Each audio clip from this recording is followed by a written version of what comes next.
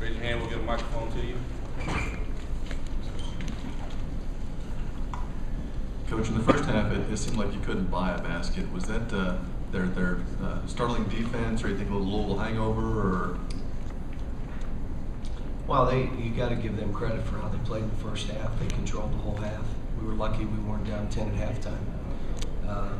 We made a couple baskets right at half. We were down 12 with 4 minutes to go to half. And they were executing, making shots, and we weren't being aggressive enough going after balls. So they were just doing whatever they wanted, and they were comfortable. The kid Tyler was unbelievable. He was making everything. And so in the second half, when we got it close, we just said, hey, we got it to 5, and then we just got lazy. I subbed and said, that's it. And then we went and got it up to 12, 14. So, but it was, they had a good game plan. They tried to force us to the baseline. Wherever we caught, they were forcing us that way. When teams do that, you get 7-footers. You just got to drive that way. And not many teams have played us because that gives us that lane for that layup. And but it was good because it kind of got us a little bit. In the second half, I think we settled in a little bit and really made shots. Coach, do you subscribe at all to the last 4 minutes of the first half, first 4 minutes of the second half? Oh yeah, it's important. But you think about it. We had it. We're up 7, ready to go. Up 5, ready to go.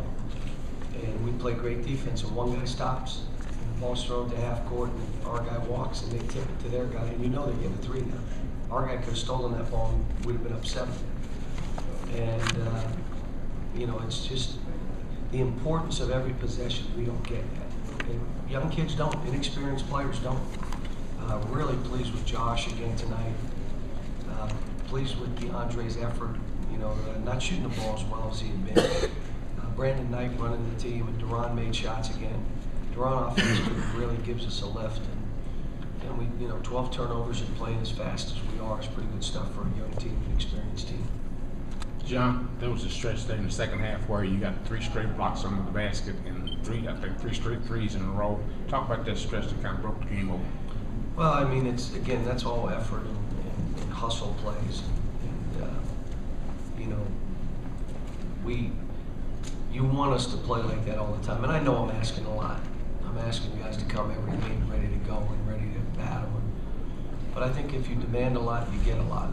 If you accept mediocrity, you're going to get it every single time. If you accept what they want to give you, that's what they're giving you. And so my career has been about not accepting anything but your best. I don't care how old you are, if you're 18 or 24, it doesn't matter to me. And so, we had guys, they stepped it up in the second half. I mean, they stepped on the gas. But I'm telling you, if we played in a league game and did this, we're down 15.5, and it's a struggle now. The other team, they're going to grind it a little bit more and make us make chances, and they keep making shots and lose the game. I mean, that's the lesson of this game. Coach, you got some of the nicest suits and a great fashion sense. Do you talk to your players about how they should dress and look? No, they wouldn't listen to me. They get mad because I pull my pants up. How much has Josh Harrelson benefited from practicing with the NSOA? That's helped him. What's helped him is his changed habits. He's conditioning. He's 40 minutes before practice. He comes out and goes full body conditioning. Goes in the locker room, lays around for about 15 minutes, tries to get his mind back, and then he goes out and practices for 2 hours. And that's what's changed him. It's nothing else. It's his habits have changed. And he's building his own self-esteem because he's performing in games. You can do whatever you want in practice. You walk in that game and you can't demonstrate performance, you're not going to build self-esteem and confidence. You walk in there and turn it over or get rebounded on or get scored on twice. I don't care what you do in practice. You can do it against Michael Jordan. Does not matter. You got to do it in the game. And he's performing in games right now. John, obviously in the first half they made a lot of threes, and in the second half they couldn't even get them off. What changed there? Sub some guys. He subs some players, and only takes one guy breaking down. First half, we left corners, which we never do. You know, we just left guys in corners. We don't leave corner shooters, and we come from the weak side of the block, and we stun off corner. We don't leave corners.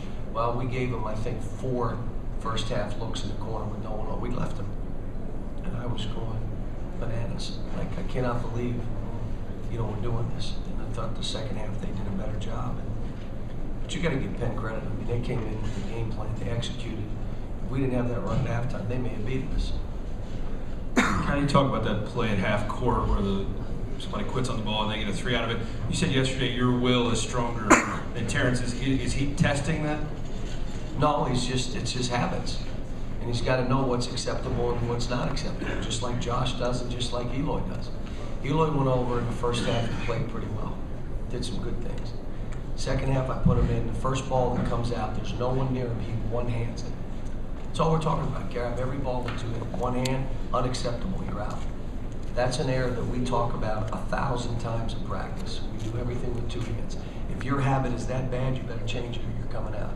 So there are those kind of things. I mean, it's not, well, he makes a mistake. That is not the kind of mistake that's a good mistake.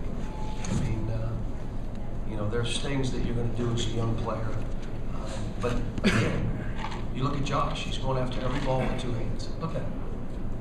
Every ball with 2 hands, and he's leading our league in rebounding. Josh Harrelson is leading our league in rebounding because he's changed his habit and he's going after every ball with 2 hands. I got to get Eloy doing the same. You just got to get him doing the same thing.